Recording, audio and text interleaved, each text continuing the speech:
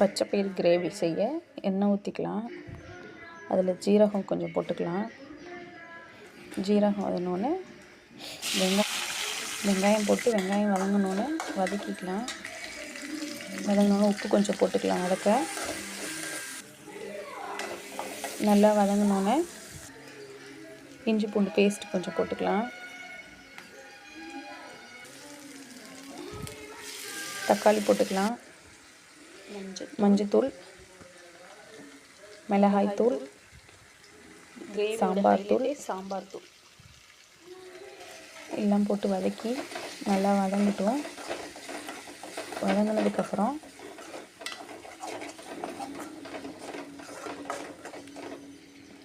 நல்லா வதங்கினோன்னே வேக வச்சுருக்க பச்சை பயிரை தூக்கி ஊற்றிடலாம்.